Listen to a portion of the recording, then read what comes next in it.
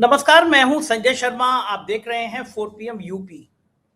आज सुबह जब सो के उठा तो पिछली बार की तरह नेशनल चैनल हमारा गायब था। 4 PM का नेशनल चैनल गायब था और प्यारा प्यारा भारत सरकार की तरफ से यूट्यूब को लिखा गया था कि ये चैनल नेशनल सिक्योरिटी के लिए खतरा है, इसलिए इस चैनल को भारत में ब्लॉक किया जाए, और भारत में ब्लॉक हो गया। एक बहुत सुंदर लाइनें हैं कि पता नहीं क्यों ऐसा लगता है हर इम्तिहान के लिए जिंदगी को मेरा पता याद है।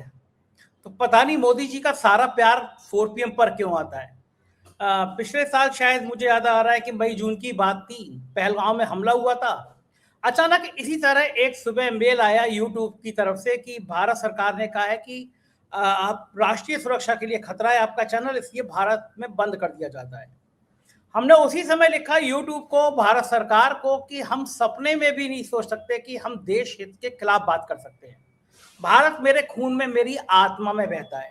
कोई वजह तो बताइए कि हमने ऐसा कौन सा वीडियो बोल दिया जिसमें भारत के खिलाफ आपको लगा कि हम राष्ट्रीय सुरक्षा के लिए खतरा हैं। ले चलिए, सीमा पर खड़े होकर गोली चलाने को तैयार हैं, लेकिन जवाब ना आना था, ना आया। अब इसके अलावा कोई चारा नहीं बचा था कि हम कानूनी मदद देते हैं। हमारे अधिवक्ता हैदर भाई तला साहब और हम लोग कपिल सिब्बल साहब के पास पहुंचे, और कपिल सिब्बल साहब ने हमारा हौसला बढ़ाया, गले लगाया और बोले चिंता मत करो, मैं हूं ना। कपिल सिब्बल साहब ने सुप्रीम कोर्ट में रिट करी, और रिट करने पे ही तत्काल नोटिस जारी हुए सरकार को, और तीसरे दिन सरकार ने चैनल खोल दिया। ये बात अलग है कि तब तक दुनिया की कोई ऐसी वेबसाइट, अखबार, चैनल बचा नहीं था जहां पे इस बात का जिक्र नहीं था कि 4 PM को बंद कर दिया गया। बताइए, 16 पाकिस्तान के बंद और एक भारत का मैं बंद। मैं जो राष्ट्रवाद मेरे खून में बह रहा है, इनकी तरह वाला फर्जी वाला नहीं है। उस चैनल को इसलिए बंद कर दिया गया कि साहब पाकिस्तान के संग युद्ध हो रहा है और हम जो हैं भारत में ऐसा काम कर रहे हैं। मेरे को बड़ा खराब ये लगा। शायद मैं बैठ जाता, इतनी लड़ाई भी नहीं लड़ता, लेकिन मुझे लगा कि मेरे माथे पर हमेशा ये तमगा बना रहेगा कि भाई पाकिस्तान के संग युद्ध हो रहा है तो तुम राष्ट्र के खिलाफ बात कर रहे थे। हम उस समय राष्ट्र की सबसे ज्यादा राष्ट्र हित की बात कर रहे थे। बस ये है गुनाह हमारा। हम ये पूछ रहे थे कि पहलगांव में आतंकी आ कहां से गए, सिक्योरिटी कहां थी उस समय, आखिर क्यों क्यों इस तरह का हमला हो गया, बेगुनाह मारे गए, हम कर क्या रहे थे। अब मुझे बताइए, आप खुद बताइए, क्या ये सवाल पूछना गुनाह है? अब ईरान और इजराइल पर अगर युद्ध हो रहा है तो हम युद्ध की कवरेज ना करें, हम ये ना कहें कि एपस्टीन फाइल के कारण यह युद्ध कराया गया। इसमें भारत की सरकार की सिक्योरिटी को कहां से खतरा आ गया? बात एपस्टीन फाइल की होगी, हवा भारत सरकार की खराब होगी। तो क्या करेंगे? चैनल बंद करा देंगे या इस जवान को कटवा देंगे? आप चैनल बंद करा दीजिए, ये 4 PM यूपी है, ये भी बंद करा दीजिए। हमारे और चैनल हैं राज्यों के, 4 PM यूपी, बिहार, गुजरात, महाराष्ट्र, राजस्थान, कर्नाटक, हरियाणा, सारे चैनल बंद करा दीजिए। हम माइक लेके चौराहे पे खड़े होंगे, 5 लोगों को अपनी बात सुनाएंगे, लेकिन सुनाएंगे। आप मंच पे बंद कर देंगे, हम गली के मोड़ पे खड़े होकर माइक लेके सुनाएंगे। हम हैंडबिल छाप के अपनी बात कहेंगे, क्योंकि ये लड़ाई सच की है। इतिहास जब लिखा जाएगा तो ये इतिहास के पन्नों में होगा कि एक तरफ चारण पत्रकार थे जो सत्ता की गुलामी कर रहे थे, सत्ता की जीभ चाट रहे थे, सत्ता के जूतों चाट रहे थे, और एक कुछ पत्रकार थे जो देश के हित की बात कर रहे थे। हम देश के हित की बात कर रहे हैं। हमने कौन सा गुनाह कर दिया जो अगर ये लाइन कह दी कि ईरान भारत का हमेशा दोस्त था, ईरान का साथ देना चाहिए? क्या ये राष्ट्र का विरोध है? भारत किस दिशा में जा रहा है? क्या लोकतंत्र की सारी आवाजें खत्म कर दी जाएंगी? जो बोलेगा उसके साथ ये सलूक किया जाएगा? मैं तो बहुत ज्यादा बताता नहीं हूं, लेकिन हर महीने मेरे साथ उत्पीड़न की कार्रवाई होती है।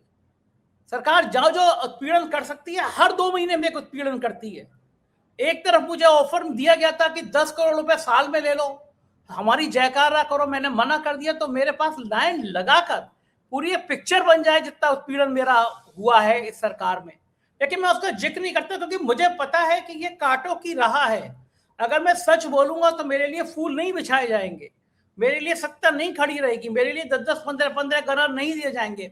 मुझे इस राह पर चलना है तो परेशानी आएगी। किसी ने कहा नहीं था मुझसे कि ये आप इस राह पर चलो। ये मेरी अंदर की आत्मा की आवाज थी जिसने कहा कि नहीं, तुम्हें सच का साथ देना है, तुम्हें भारत की बात करनी है, तुम्हें भारत के लोकतंत्र को बचाना है।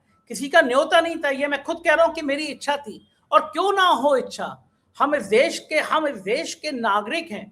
इस देश के लोकतंत्र की अभिव्यक्ति की आजादी हमारे अंदर बहती है। हमारा कर्तव्य है कि हम इस देश के लोकतंत्र को मजबूत बनाएं, जितना अपने स्तर से हो सकता है उतना बनाएं। और अगर पिछली बार प्रतिबंध लगाया गया था, मैं भारत के लिए खतरा था, तो तीसरे दिन ही क्यों मेरा चैनल खोल दिया गया? और सातवें दिन जब सुप्रीम कोर्ट में रिट थी, तो आखिर सुप्रीम कोर्ट में आकर क्यों कह दिया गया कि हमने अपना आदेश वापस ले लिया? क्या जो मैं भारत सरकार की सुरक्षा का खतरा था वो 3 दिन में खत्म हो गया? 7वें दिन आदेश वापस ले लिया, लेकिन 7 दिनों में जो मेरा नुकसान हुआ उसके भरपाई कौन करेगा? एक बार चैनल बंद होता है, 7 दिन बाद खुलता है तो चैनल बहुत नीचे चला जाता है, उसको दोबारा ऊपर आने में बहुत समय लगता है। मेरे पास बहुत बड़ी टीम है, कभी किसी को चिंता है? सरकार ने सोचा कि अगर ये टीम बेरोजगार हो जाएगी, 70-80 लोगों का रोजगार का सवाल है, उनके परिवार का सवाल है, क्या होगा? आप कितना उत्पीड़न करोगे किसी पत्रकार का, किस हद तक करोगे? इससे अच्छा है ना सीधा उठा के जेल में भेज दो ना मेरे को, मेरी आवाज ही बंद हो जाएगी। आप कहते थे कि आपातकाल की इमरजेंसी की आप आलोचना करते थे, लेकिन आप तो उससे बड़ी इमरजेंसी लगा रहे हैं, आप उससे बड़ा आपातकाल लगा रहे हैं। आपको तकलीफ ये है कि 3 साल से लगातार 4 PM देश में नंबर 1 क्यों बना हुआ है, लोग इतना ज्यादा क्यों देख रहे हैं?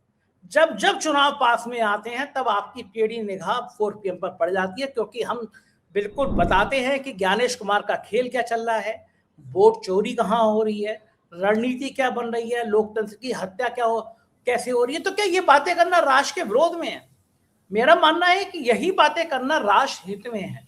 जनता को ये बताना कि आपके असली मुद्दे हिंदू मुसलमान नहीं है, आपके असली मुद्दे बेरोजगारी हैं, आपके असली मुद्दे महंगाई है, आपके असली मुद्दे किसान हैं। अगर ये इनके संग शोषण होगा तो आप कभी भी सुख से रह नहीं पाएंगे। बताइए, ये गुनाह है मेरा? एक मेल आया, भारत सरकार ने लिख दिया यूट्यूब को कि चैनल बंद हो, मेरा चैनल बंद। अब आप लोगों से बस मैं यही प्रार्थना कर सकता हूं कि जब तक ये 4 PM यूपी चल रहा है, 4 PM के बाकी चैनल चल रहे हैं, आप लोग मुझे अगर वहां पे सुन सकते हैं, मेरे एंकर्स को वहां सुन सकते हैं। अब हो सकता है कि सरकार उन चैनलों को भी बंद करा दे, तो आप फेसबुक पे सुन सकते हैं। वरना मैं जानता नहीं, मैं समझता नहीं कि इस देश में क्या मतलब है आज़ादी का, अगर इसी तरह के दमन वाले काम होंगे। लेकिन आप ऐसे, मैं सरकार को खुला चैलेंज दे रहा हूं कि आप ऐसे दमनकारी नीतियों से, ऐसे दमन के तरीकों से मुझे डरा नहीं सकते। मैं मर जाऊंगा लेकिन डरूंगा नहीं, मैं खत्म हो जाऊंगा, आपसे दबूंगा नहीं। आपकी आंखों में आंखें डालकर सवाल पूछना मेरा नैतिक दायित्व है। मैं भारत में पैदा हुआ हूं तो मुझे लोकतांत्रिक अधिकार दिए गए हैं, मैं उन अधिकारों का पूरा इस्तेमाल करूंगा। मैं जानता हूं मेरे लिए ये बहुत परेशानी भरा वक्त है, आर्थिक परेशानी बहुत होगी, कोर्ट कचहरी के में बहुत पैसा खर्च हो सकता है। नीचे एक ज्वाइन बटन है, आप लोग अगर मदद करना चाहते हैं ज्वाइन बटन को दबाइए, मेरी थोड़ी आर्थिक मदद कीजिएगा अगर संभव हो, कोई जबरदस्ती नहीं है। और नहीं भी कर सकते हो तो मेरा ये वीडियो लोगों से ज्यादा तक भेजिए, लोगों को पता चले कि इस देश में अब लोकतंत्र किस तरह धीरे धीरे खत्म हो रहा है। अपने इलाके के जनप्रतिनिधियों को कहिए कि इस तरह की आवाजों को खत्म नहीं किया जाना चाहिए। और मदद करना चाहते हैं तो एक चिट्ठी भारत सरकार के राष्ट्रपति और प्रधानमंत्री को लिखिए कि इस तरह 4 PM पर बार बार उत्पीड़न करके आप ठीक नहीं कर रहे हैं, लोकतंत्र में ये ठीक नहीं है। मुझे आपके साथ की बहुत जरूरत है, अपना प्यार बनाए रखिएगा। बहुत बहुत शुक्रिया। जय हिंद।